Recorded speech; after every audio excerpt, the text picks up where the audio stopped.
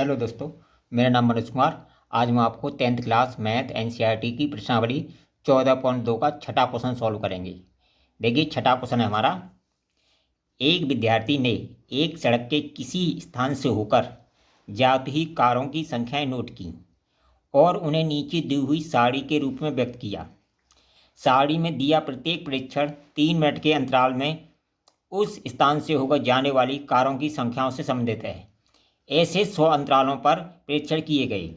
इन आंकड़ों का बहुलक ज्ञात कीजिए।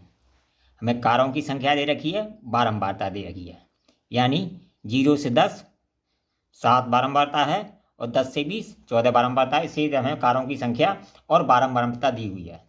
अब देखिए, इसे सॉल्व करने के लिए सबसे पहले क्या करेंगे, हम इसको ये जो आंकड़े लिखे हुए हैं इनको ये क्षैतिज में लिखे हुए हैं। सबसे पहले क्या करेंगे, इनको हम ऊर्ध्वाधर लिख लेंगे। ठीक है, इसे हम इस तरह ऊर्ध्वाधर लिख लेंगे। ठीक है, ये हमने इस तरह ऊर्ध्वाधर लिख लिए।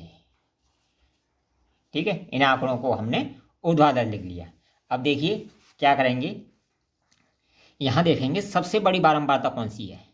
अब देखिए, इसमें सबसे बड़ी जो बारंबारता है वो हमारी 20 है। क्या है? 20 है। इसको हम F1 मान लेंगे।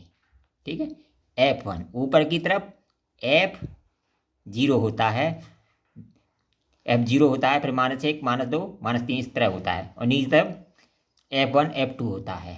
ये F2 हो गया। ठीक है, F1 F2 और F0 निकल के आ गया। अब देखिए, जो सबसे बड़ी बारंबारता है, जो सबसे बड़ी बारंबारता है उसके सामने जो वर्ग अंतराल है, उसके सामने सबसे बड़ी बारंबारता हमारी कितनी है? 20। 20 के सामने जो वर्ग अंतराल है 40 से 50, उसकी जो निम्न सीमा होती है उसे हम L मान लेते हैं। तो ये हमारी L निकल के आएगी। L बराबर हो जाएगा 40। ठीक है, इसी तरह है कारों की संख्या है। जो देखिए, ये कारों की संख्या दे रखी है, इसकी उच्च सीमा में से निम्न सीमा को घटा देंगे, यानी 10 में से 0 घटाएंगे तो हमारी H निकल के आ जाएगी। क्या निकल के आएगी? H। तो H बराबर हो जाएगी हमारी 10। इस तरह हमारा H मिल गया, L मिल गया, F0 F1 F2 प्राप्त हो गया। अब हम बहुलक आसानी से निकाल सकते हैं। ठीक है, तो बहुलक बराबर होता है हमारा, बहुलक बराबर होता है हमारा L plus F1 minus F2 2F1 minus F0 minus F2, ये कोष्टक में होता है। ठीक है, इंटू H। ये बहुलक का हमारा फॉर्मूला होता है। ठीक है, हमने बहुलक का फॉर्मूला लिख लिया। अब देखिए, L हमारी कितनी थी? 40, तो हमने लिखा 40। ठीक है, प्लस F1 कितनी है हमारी?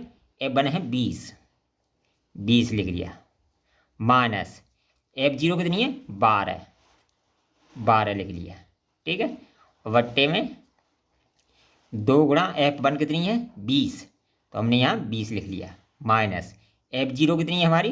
F0 है 12, 12 लिख लिया, और F2 कितनी है? 11, तो माइनस 11 लिख लिया। ठीक है, ये फॉर्मूले में हमने क्या किया, इनकी वैल्यू रख दी, इनकी वैल्यू रख दी। और H हमारी कितनी है? देखिए, H हमारी कितनी आई है? 10 निकल के आई है, तो यहाँ 10 लिख दिया। ये फॉर्मूला में इनकी वैल्यू रख दी। अब देखिए, 20 में से 12 माइनस करेंगे, कितने बचेंगे? 8 बचेंगे, 8 बचेंगे।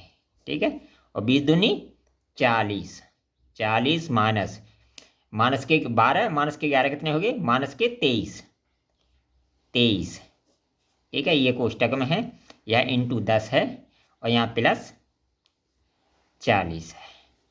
ठीक है, प्लस 40 है। अब देखिए, 40 में से 23 घटाएंगे तो कितना बचेगा हमारा? 40 में से जब 23 घटाएंगे तो ये बचेगा हमारा 17। तो ये आएगा 8 गुणा 10 बट्टे 17 प्लस 40। ठीक है, बराबर का हो जाएगा हमारा 40 प्लस 80 बट्टे 17, 80 बट्टे 17 हो जाएगा। ठीक है, 80/17 हो जाएगा।